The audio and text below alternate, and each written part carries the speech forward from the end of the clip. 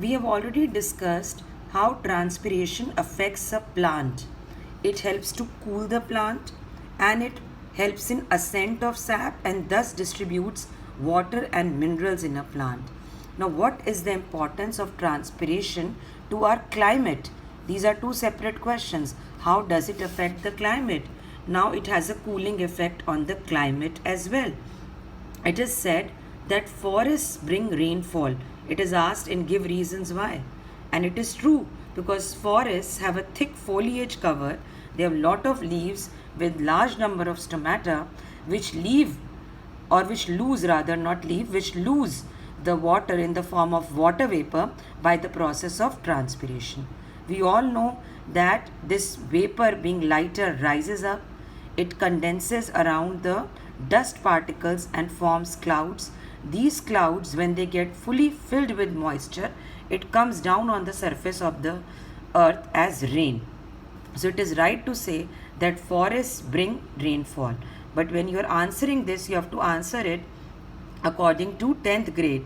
You have to talk of the words transpiration, you have to talk of cloud formation, condensation, precipitation, and how that is responsible for bringing rainfall. So use all scientific terms. When you are asked how forests bring rainfall, use the word first of all transpiration, then condensation, and then precipitation. And you have to tell that loss of water from the aerial parts of the plants or trees in the forest is transpiration, which leads to cloud formation, which further result in rainfall. Next is comparing transpiration with the physical process evaporation. There are a lot of similarities.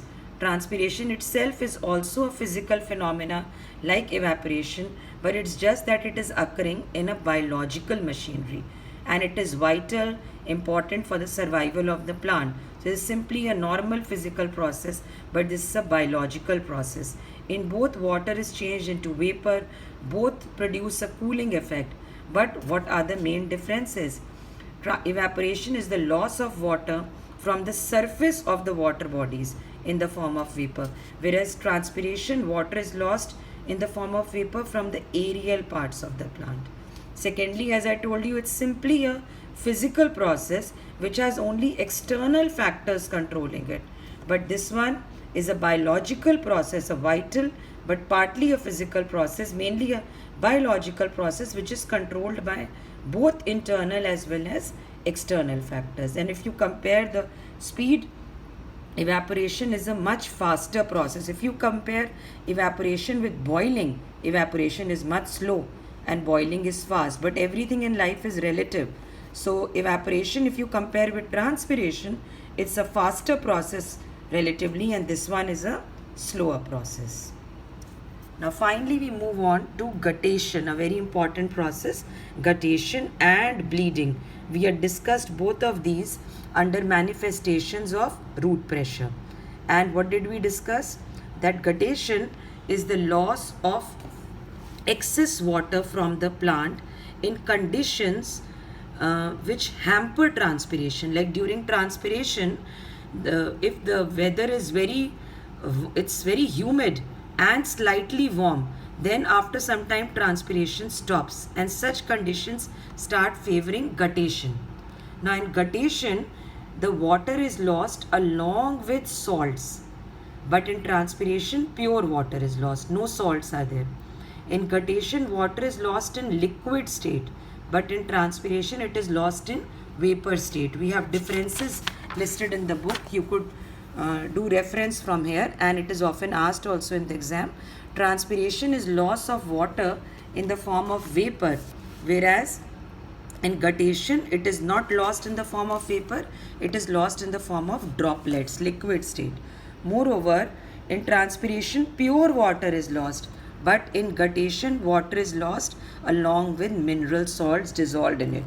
Transpiration produces a cooling effect, but no such cooling effect, as mentioned here, no such cooling effect is seen in guttation.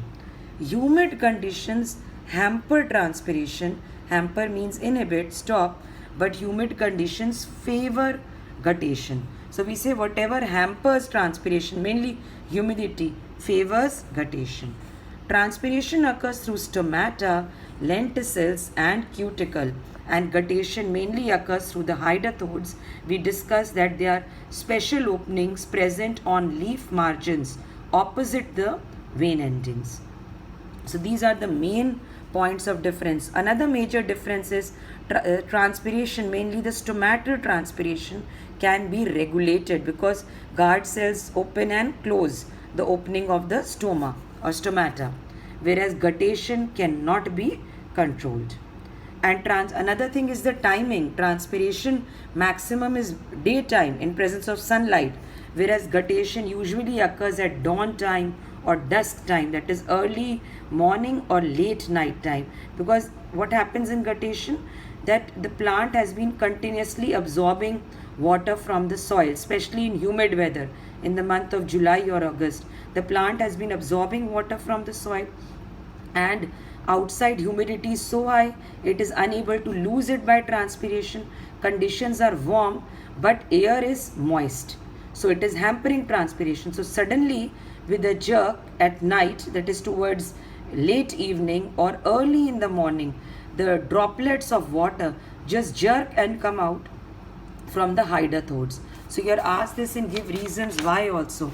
Like it's mentioned here that often these droplets appear like dew drops on the margins of the leaf. So you are given a question that in the month of April, or not April, sorry, July or August, mainly the rainy season, you're taking a walk in your garden and you see some water droplets on the margins of the leaf. So is this dew? Comment. So no, it's certainly not dew, because that is not the season for dew. These are the water droplets which have come out of the hydrathodes by the process of guttation. This is what is expected of you to write in the answer.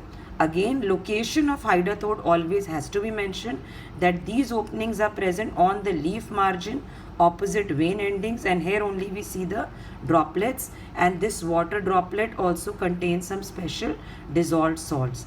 And this occurred why?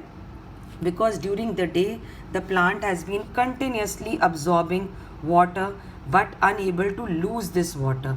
Now when it was unable to lose this water, here it is absorbing. If the weather outside is dry, it would lose, but weather outside was humid, it couldn't. And ascent of sap was occurring, root pressure was developing, and a constant hydrostatic pressure is being built up. So this pressure needs to be released, and suddenly what happens, this water with a jerk does not change into vapors but just comes out of the hydrathode. But provided hydrathode is present, hydrathodes are not present in every leaf, they are present in some plants. Some grasses have it, nasturtium has it, so it should have also hydrathode. Then in such conditions, with a jerk, water does not, this phenomena doesn't occur that from the xylem it will come here, change into vapor. That doesn't happen. The hydrathodes are present on the close to the epidermis, and with a jerk, simply water comes out from the xylem, it directly exudes out to the hydrathode. Another process is bleeding. If we compare guttation with bleeding, we studied that bleeding occurs through any cut or injured parts of the plant, whereas guttation occurs from the hydrathodes. So both are manifestations of root pressure but occur under different circumstances. So for bleeding, it's not any conditions are there of humidity or warmth or any such thing. It can occur anytime. This continuous upward movement of water is there in this xylem vessel. We injure it from any place, and the sap, instead of going up, it just comes out, and that is called exudation or bleeding. So bleeding happens only due to injury, but guttation occurs due to high humidity. No specific organ or opening is there for bleeding.